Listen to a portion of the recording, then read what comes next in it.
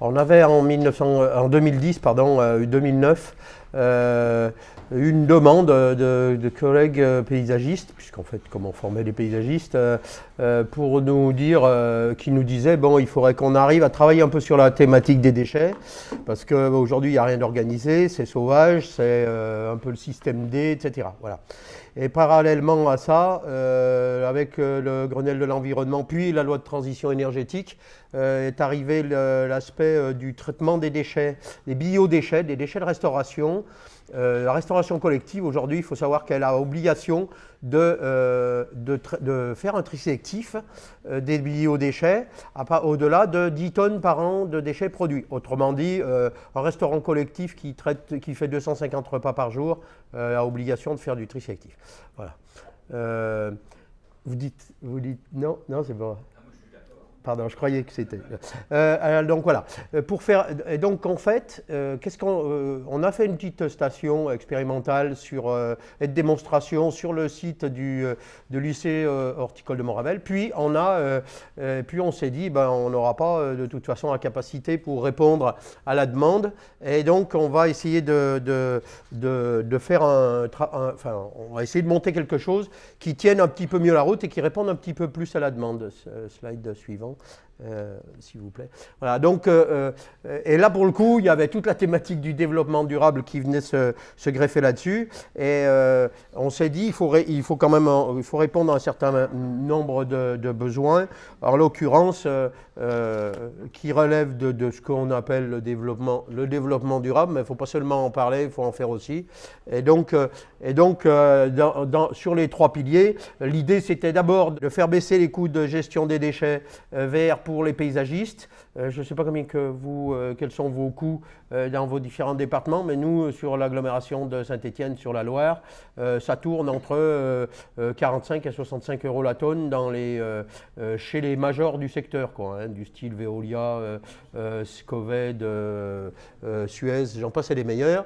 Et puis surtout avoir un retour sur le matériau. Parce que quand on amène du déchet vert dans une station de compostage, c'est pas mal de pouvoir récupérer du compost si on en a besoin. Il y avait également aussi l'aspect social, parce que les collègues étaient quand même assez, je dirais, sensibles à cette affaire-là. Nous sommes une zone où on a de grosses déprises industrielles, hein. Le bassin de la Loire, c'est la mine, c'est la métallurgie.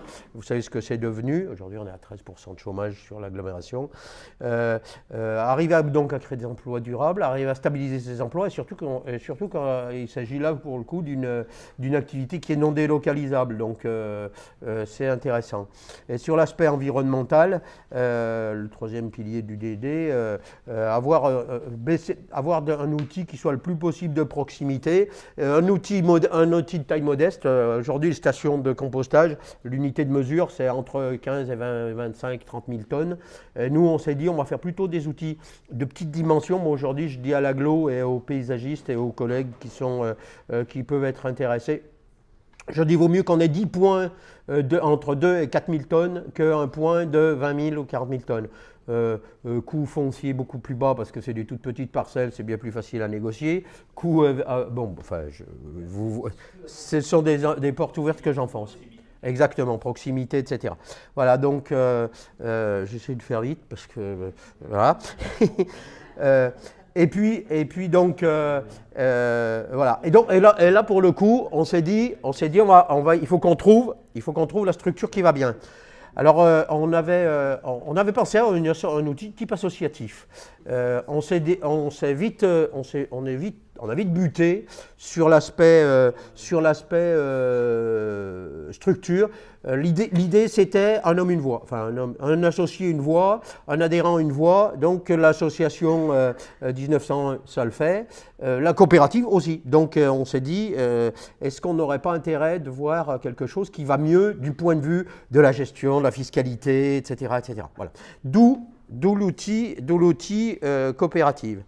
Et donc, pour le coup, on a, avant de cogiter vraiment le matériau juridique, la nature de la structure, on a mis sur la table tout ce qu'on avait besoin, en gros, tous les caprices de tous les gens qui étaient autour de la table. Donc, il y avait des paysagistes, mais il y avait aussi des communes. Et il y avait aussi d'autres partenaires. Bon, il y avait un hôpital, il y avait deux ou trois maisons de retraite, etc. Donc on a mis tous les caprices de tout le monde sur un papier, puis on s'est dit, tiens, est-ce que... donc la coopérative, il fallait quelque chose de léger, etc. Bon. Et donc c'est comme ça qu'on est arrivé, slide suivant, à une SIC, une société coopérative d'intérêt collectif. La SIC, c'est une SCOP. Vous avez sûrement tous entendu parler des SCOP, Société coopérative ouvrière de production. Un associé, une voix, une société de travailleurs et non pas une société de capitaux. On est bien, donc là, pour le coup, je dirais l'orientation politique est claire, hein, c'est-à-dire que c'est un outil de travail et non pas un outil de placement financier. Et donc, l'intérêt de la SIC, la Société coopérative d'intérêt collectif, la caractéristique de la SIC par rapport à une société coopérative ouvrière de production, c'est le multisociétariat. C'est-à-dire que dans une SIC, vous pouvez mettre qui vous voulez comme associé, n'importe qui. Un individu, vous, moi, n'importe qui. Une association 1901. Nous, on a une association de jardiniers ouvriers à Saint-Étienne, il y a 1400 jardiniers, ils ont une association, ils sont dans la coopérative. Une entreprise, une coopérative d'entreprise, un établissement public, l'hôpital de Firminy, l'hôpital de Saint-Étienne, le groupement, actuellement, ils sont en train de monter un groupement hospitalier sur Loire-Sud, une collectivité territoriale, une commune, la communauté de communes, le département de la région, seul l'État ne peut pas être associé. Voilà. Autrement dit, tout le monde peut être associé à la coopérative. Ça, c'est vachement intéressant. Pourquoi? Parce que ça peut amener des capitaux dans la coopérative sans qu'un tel ou un autre tel soit très majoritaire. D'ailleurs, on a verrouillé les statuts pour éviter que quelqu'un prenne le pouvoir de façon, on va dire, entre guillemets, perverse ou cachée. Voilà. Et donc, tout ça, ça se gère. Si vous êtes intéressé, je laisserai les statuts de la coopérative à Pierre Boudot. Voilà. Il n'y a aucun souci, ce n'est pas du tout un souci. Voilà pour l'outil. Aujourd'hui, on est une quarantaine d'associés, voilà, dont le CNATP Loire d'ailleurs. Et donc, vous voyez, si vous voulez, sur le département de la Loire, donc il n'y a pas de... on a des associés vraiment de toute taille. On a 5-6 communes, on a 4 ou 5 établissements publics, on a plus que ça, on a une dizaine de lycées d'ailleurs, des lycées de l'éducation nationale, publics, privés, enfin bon, on a absolument tout. On a créé des collèges pour gérer ça. Je ne vais pas aller plus loin parce que là, pour le coup, ça s'explique assez bien dans les statuts. Pour l'outil, alors en fait, on a fait un outil parce qu'on s'est dit qu'il allait falloir pouvoir travailler cette affaire-là. On travaille sur le co-compostage et donc on est en train là en ce moment. C'est pour ça qu'il n'y a pas de photo, mais il y a un petit film que je vous amènerai et il est en cours de réalisation et il doit sortir la semaine prochaine. Je voulais qu'il sorte pour aujourd'hui, je voulais vous le montrer. Mais je pourrais également le mettre à disposition et puis vous ferez le choix de... là, pour le coup, il sera libre de droit parce qu'il est à nous. Voilà. Et donc on a créé une station de compostage qui va être en partie sous serre. Il y aura donc là-dessus on va faire du compostage sous abri, tout simplement parce que on est à moins de 150 mètres d'habitation occupée par des tiers et on a un petit peu peur que de dépasser le tonnage minimum, maximum au-delà duquel on relève de la réglementation sur les installations classées pour la protection de l'environnement. Et donc là, pour le coup, il fallait être à minimum 150 mètres. Et sauf si on fait la partie fermentation, c'est là que ça sent un petit peu, encore que c'est pas très désagréable, mais bon, voilà. Et donc la partie fermentation avec un petit système de filtration de l'air pour filtration complètement ultra simple, hein, puisqu'en fait, on passe l'air à travers du broyat végétal et le broyat végétal filtre les mauvaises odeurs, capte les mauvaises odeurs. C'est un processus qui est à la fois ultra simple et vachement efficace. Voilà. Donc cet outil-là va avoir une capacité d'environ 2000-2500 tonnes par an. Et on est donc, bon, en gros, 200-250 tonnes mois. On va travailler à la fois du déchet végétal et du déchet alimentaire. Alors, nous faisons du co-compostage, je disais tout à l'heure, par rapport à l'aspect, aux besoins des producteurs de déchets alimentaires. Pour nous c'est aussi un vecteur de valeur ajoutée, parce que le déchet alimentaire, ça coûte très cher à traiter. Et avec un outil comme ça, on peut le traiter très facilement. Ça, c'est homologué par la DDPP. On est en fait sur les mêmes normes, enfin les mêmes normes, on a les mêmes contraintes sanitaires. On a les mêmes contraintes sanitaires qu'une cuisine. On a les mêmes contraintes sanitaires qu'un abattoir ou qu'un atelier de découpe de viande. Parce que là, en fait, on traite du déchet aussi animal. Hein. Tous les déchets alimentaires sont traités. Et c'est très intéressant. C'est très intéressant parce que le compost, vous le remontez à 7 alors qu'il est à 5,5, 5,8. Donc vous avez un compost qui est neutre, vous avez un compost qui est plus riche en azote parce qu'on a amené des protéines par les déchets alimentaires. On a un compost qui, du point de vue agronomique, est bien plus intéressant qu'un compost que vous iriez chercher dans une station qui ferait que du déchet végétal, style, vous les connaissez dans l'agglomération lyonnaise. Voilà, donc vous voyez, alors c'est des gros, hein, là, il y en a 50 000 tonnes. Bon. Mais c'est un matériau qui est vraiment super, super intéressant. Vous faites un mélange de terre végétale, un peu de sable. Si votre terre est lourde, et de 30% de ça, vous avez de quoi faire des terreaux qui sont vraiment très intéressants pour régénérer des pelouses ou pour faire des choses comme ça sur des espaces verts en création. C'est très, très intéressant. D'ailleurs, je fais juste une petite parenthèse. On est sans arrêt en train de travailler le modèle économique parce que, enfin, le modèle, je dirais, oui, c'est économique. Parce que parmi les paysagistes, on a des gens qui font de l'entretien paysager, puis il y en a d'autres qui font de la création. Les gens qui font de l'entretien paysager, ils amènent du matériau, donc ils payent à l'entrée. Et les gens qui font de la création paysagère, eux, ils n'amènent pas de matériaux, par contre, ils récupèrent du compost. Et au début, on avait dit, on donnera le compost aux gars qui ont amené les matériaux. Ben, les gars qui ont amené les matériaux, ils font que de l'entretien, ils n'ont pas besoin de compost. Et donc, par contre, ils disent, nous, on paye à l'entrée, puis l'autre, il vient chercher le compost gratuitement. Donc aujourd'hui, on est en train de retravailler notre modèle économique et de trouver un prix de vente du compost qui soit pas trop cher, parce qu'on n'ira pas très loin dans le prix, on n'ira pas très haut dans le prix, encore que. Mais ce qui va permettre de descendre le prix de la tonne verte, de la tonne de déchets verts, entrée. Grosso modo, un outil comme ça, un outil comme ce que je montrais sur le schéma tout à l'heure, 2000 tonnes entrée, on sort 650-700 tonnes de compost par an. Voilà. Donc ça brûle beaucoup, puisqu'on a la partie fermentation dans la serre, ça monte à 70 dans le substrat. Hein. Voilà. Comment ? Alors, alors ça, c'est la grande et bonne question. Est-ce que vous pouvez récupérer la chaleur ? Eh bien, on pourrait, mais si on récupérait la chaleur, eh ben, on n'aurait plus la même fermentation. Parce qu'en fait, on a des bactéries qui sont dites thermophiles, qui aiment bien travailler entre 65 et 75 degrés. Si vous retirez des calories, les bactéries, elles ont froid, elles ne veulent plus travailler. Voilà. Donc c'est du matériau qui travaille très très bien, mais qui se met très très vite en grève. Donc on ne va pas pouvoir bien les refroidir. Il ne faut pas les refroidir, parce que sinon elles vont vraiment se refroidir. Voilà. Et donc on peut pas récupérer la chaleur. Alors comme j'avais pas beaucoup de temps, j'ai enlevé quelques slides, mais on a aussi étudié l'hypothèse de la méthanisation pour les déchets alimentaires.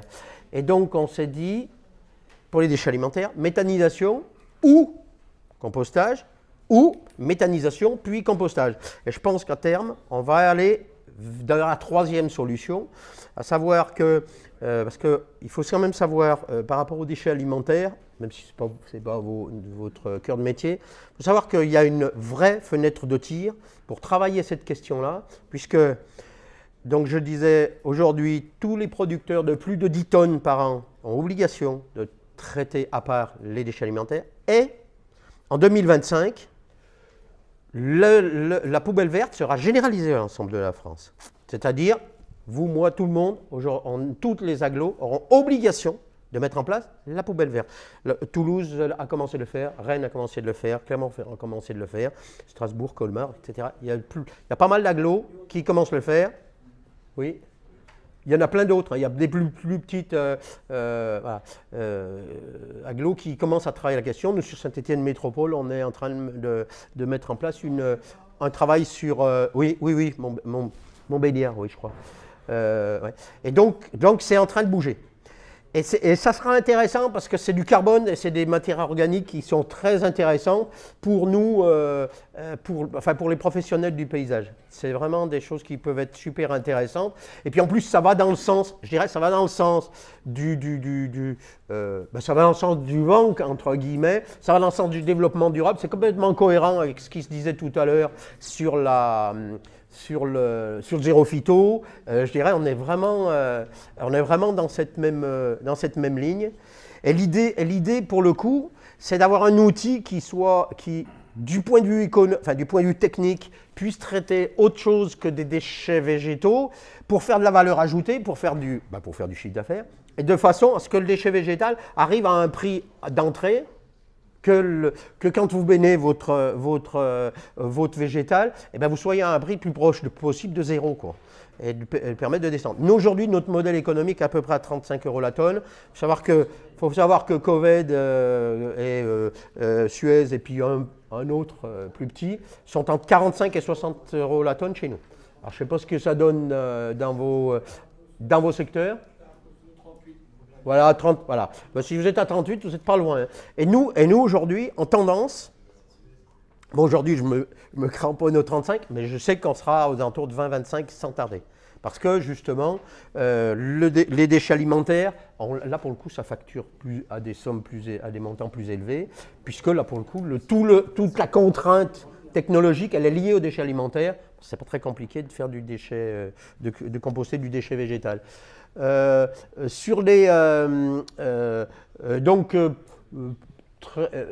rapidement, quand vous avez quelques contraintes liées aux stations classées pour la protection de l'environnement, je crois que Pierre a mis 2-3 éléments en fin de document là, qui résument assez bien. Pour ce qui nous concerne, nous, donc nous, on avait dit qu'il faut prévoir un bon mètre carré par tonne de déchets entrés. Je pense qu'on sera assez large et on pourra faire fonctionner. L'intérêt de mélanger avec du déchet alimentaire, c'est que vous compostez plus vite, plus fort et vous pouvez avoir des flux plus rapides. Voilà. Donc en gros, votre station fait plus de rendement. Qu'est-ce que vous faites des jus? Les jus, vous faites quoi? On n'a pas de jus. On importe de l'eau là. On met justement là, la serre, on va récupérer les eaux de pluie pour pouvoir arroser dessous. On est importateur net d'eau. Les jus, il faut travailler sur un sol étanche. Hein. Interdit de laisser partir Mais les jus, il y en a assez peu. Et nous, on les récupère dans une citerne et on les remonte directement sur la station, sur l'état, sur les emballeurs. Ouais. Là, au contraire même, c'est très très riche en micro-organismes, en bactéries et ça booste le matériau, ça booste le substrat. Donc les jus, aucun souci. L'eau, on en a vraiment vraiment besoin. Voilà. Et donc on va faire sur la première station, on a une retenue autre, puisqu'elle fait 4000 m3, donc elle est bien largement assez grande. Et là, on va avoir, sur la deuxième station, on aura à peu près 500 m3 d'eau pour arroser.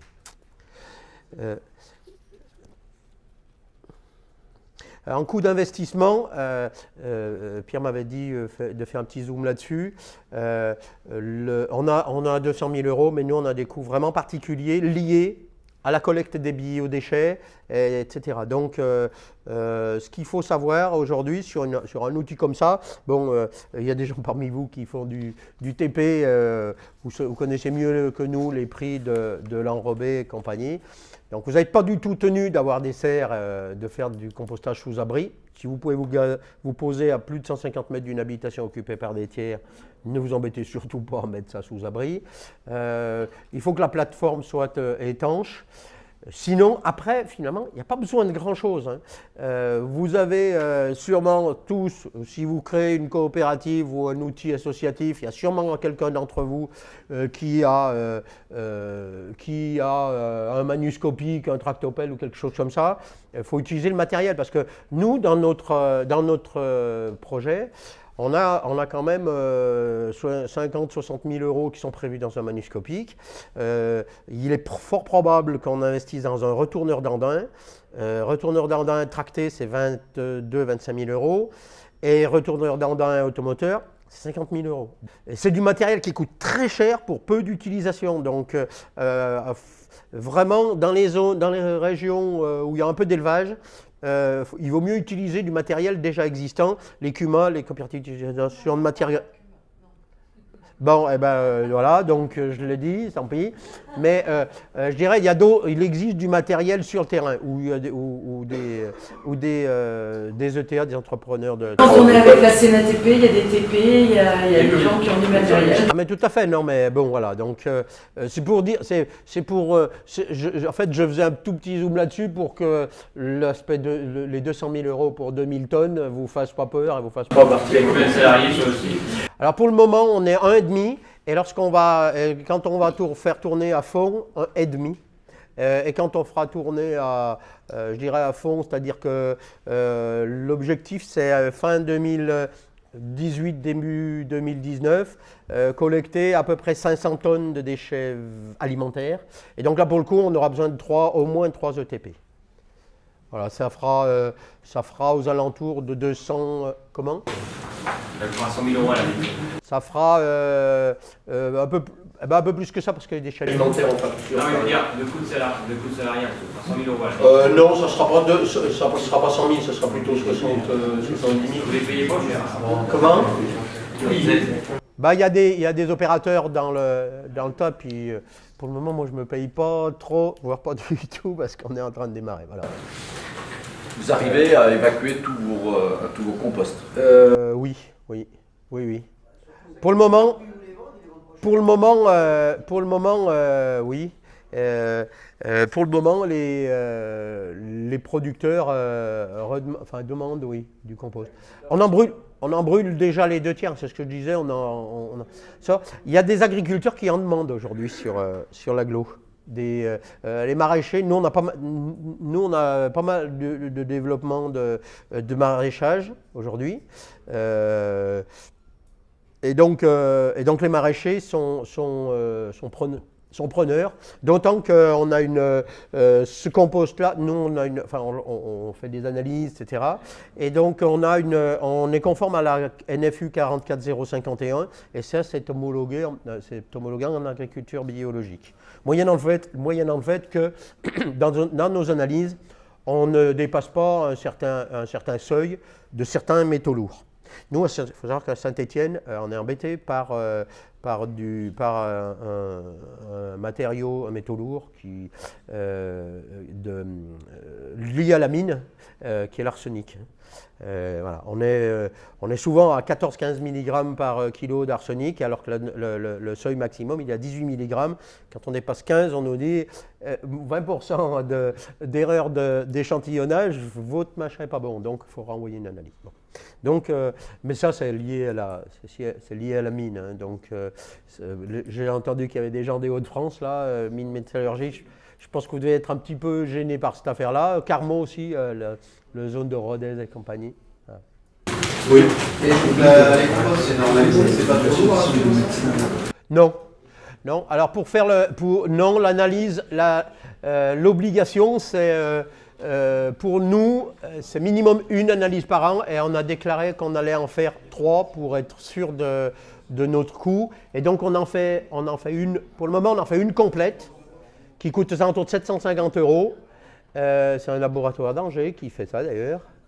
Et puis on en a 2 un peu plus légères. Donc en gros on a 1500-2000 € d'analyse par an quoi, à peu près. Bah, pour le moment oui. Alors, si on avait un outil qui faisait 20 000 tonnes par an, non, il faudrait avoir des outils de suivi beaucoup plus serrés. Mais là, non, pour le coup, on a ce qu'il faut.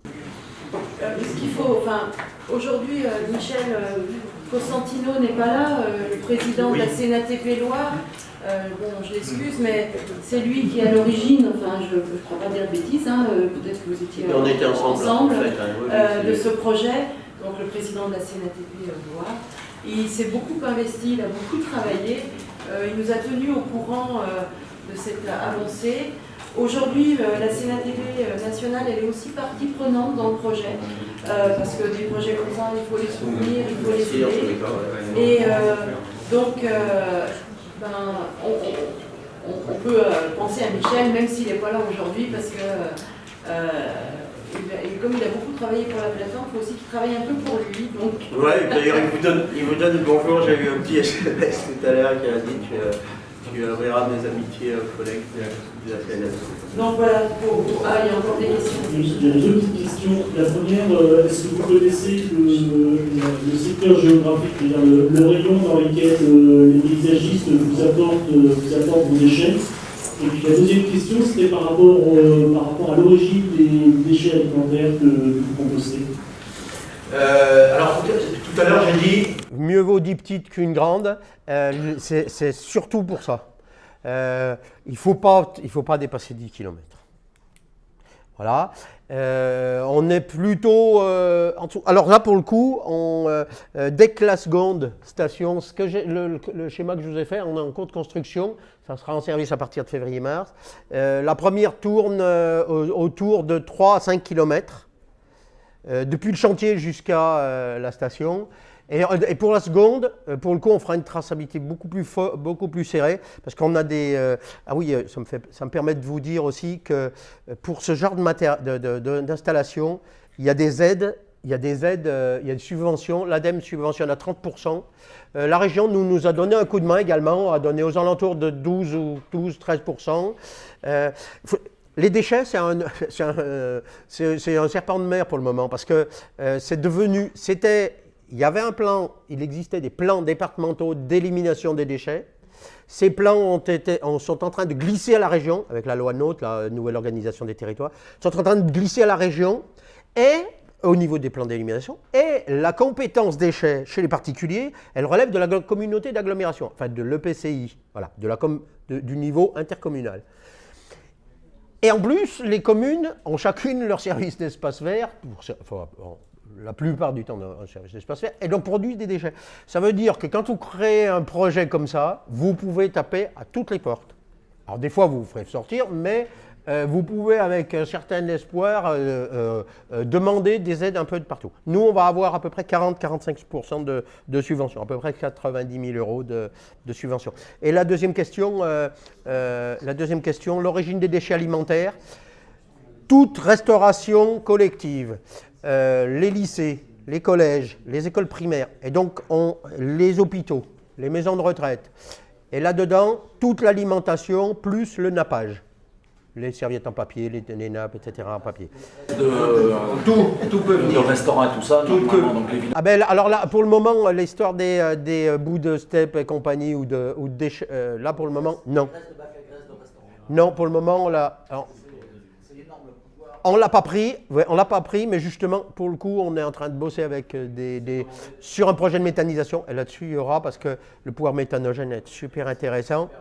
Et je suis en train, donc ma collègue, notre demi-temps plein, bosse sur le dossier des DPP, et on va demander à la DDPP la possibilité de pouvoir traiter cette affaire-là, parce qu'ils ne savent pas quoi faire de leur bac à graisse la plupart du temps. En Belgique, c'est récupéré, les vidangeurs l'emmènent gratuitement dans les composteurs. Alors certains l'emmènent gratuitement, tant mieux, on ne va pas se battre, mais certains font payer, voire font payer très cher. Et donc au niveau de l'alimentation, toute l'alimentation peut venir. Les poissons, les viandes, les os, les coquilles d'œufs, tout peut venir. Voilà. Au contraire, c'est ce que je disais tout à l'heure, ça fait de l'azote, ça fait des protéines, ça nourrit nos micro-organismes qui peuvent se tenir au chaud dans le substrat. Alors, on n'a pas prévu d'investir, on n'a pas de broyeur, on n'a pas prévu d'investir dans le broyeur. Il y a un opérateur qui est sur Givors, on va dire début vallée du Rhône, pas très loin de chez nous, qui a un assez gros broyeur et qui fait de la prestation dans différentes stations de compostage, qui prend en gros à la louche 10 € la tonne. Donc à l'entrée de la station, on stocke les déchets non broyés, enfin quand il y a des branches et des choses comme ça, on stocke. Aujourd'hui, on a de plus en plus de paysagistes qui broient à la sortie, donc c'est pas trop un souci. C'est un souci par rapport à l'espace. Hein. Si vous êtes 10 paysagistes qui montez un outil comme ça et qu'aucun des 10 n'a un broyeur, il faudra de l'espace un peu plus parce que ça fait vite des montagnes. Donc on te remercie. Je pense que la CNTP doit vous suivre. Hein. C'est maintenant revaloriser nos déchets verts. Hein. Il y a ça, il y a d'autres. Moi j'ai entendu parler de d'autres plateformes aussi. Tout ce qui est sur le bois, d'élagage, hein, il y a des projets qui est à suivre. Enfin, tous tes éléments, tu vas nous les faire passer, enfin, pour qu'on puisse regarder et puis transmettre à d'autres départements.